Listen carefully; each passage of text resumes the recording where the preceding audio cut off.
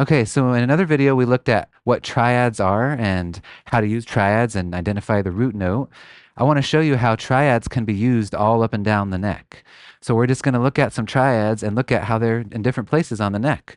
So let's start with this D major triad. That root note is on the second string. We can move that further up the neck. So further up the neck, here's the D major triad.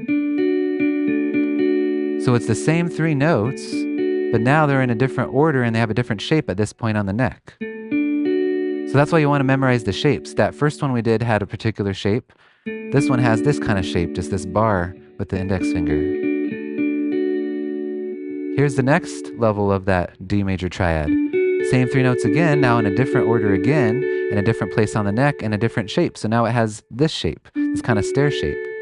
So again, this is why you want to memorize the different shapes, because then you can take the same chord, move it up the neck, and just use different shapes. So you just need to know the root note like before. If you know this is the root note of this shape, the fourth string, then you just find a D note, and then that's where you can play that chord. And here's the next higher version of that triad shape. Technically, this one is missing the third, but you can still use it as a D major triad. So this one's got its own particular shape like that. You could also play it like this if you like. I like using the pinky. And on this one, the root note is still the fourth string, but now you can see the fingers are extending this direction. And then this last one is actually the same as the first one. If you look here, you can recognize this is the same shape as the very first shape that we did. What happened is now we're an octave higher. Since we've passed the 12th fret, what happens after the 12th fret is everything just repeats because there's only 12 notes. So after that, the notes all repeat. And when I say 12 notes, I mean the A, B, C, D, E, F, G, and then all the sharps and flats as well, all the half and whole steps.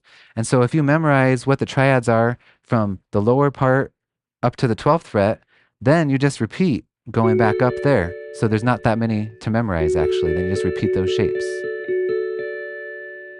So now let's take that process and just go through another chord. So that was D. So if we do A now, let's do this A major. So this is the chord shape. You probably recognize this, right? This was the D major on a different position, but in this position, this is an A. And how do you know it's an A? Well, if you memorize the shape and the root note of the shape, then you can find out. So memorize this shape looks like this, and the root note's third string. If you got that memorized, that just takes some time to memorize, but you get that, then you know, oh, this is an A. Now here's the next version, next inversion we could say, of the A major triad. So now it's this shape which you'll recognize, right? So these same shapes keep coming up again.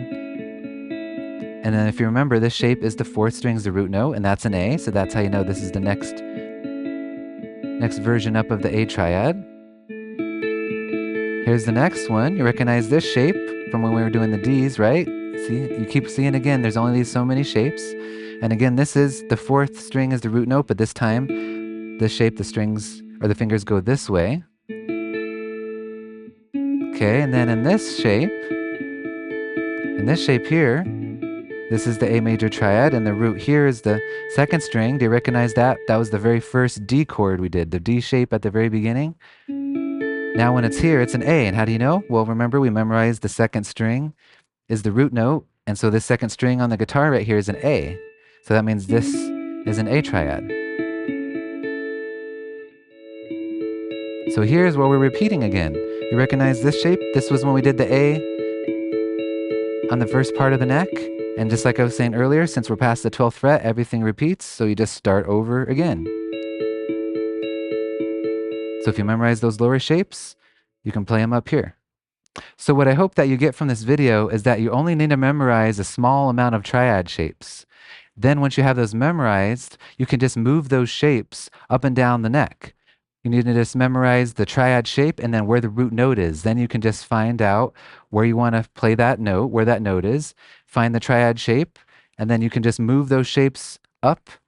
And then you have one chord all the way up and down the neck because like we said, once you go past the 12th fret, it's the same shapes again. So really, you can go all the way up and down just by memorizing a few triad shapes.